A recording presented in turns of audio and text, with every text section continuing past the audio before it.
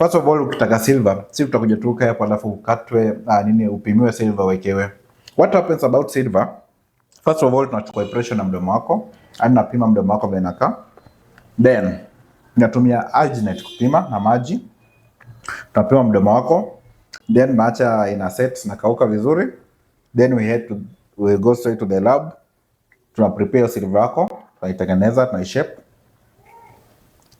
Then we call you, unakuja unaekewa. That thing takes at most 2 hours. So ukifika Business Lendo Center alafu unasema unataka silver immediately, itakuwa ngumu kidogo juu lazima tuhakikishe kwamba tutengeneze silver uko umekaa hapo. Unajua ukitengeneza ukiwa hapo, tutakuwa naenda lab, tunakuja kwa mdomo wako, lab kwa mdomo wako. No, give us impression ya mdomo wako, twende lab. Then next tutengeneze meno. Ukikuja we do what is known as delivery. Tuna deliver to silver yako alafu na shine. Kama mrembo hapo alikuja akafanywa yake, akatengeneza yeye alafu akapiga smile yake. So you too, welcome at Abyssinia Dental Center if you want your silver tooth, silver crown.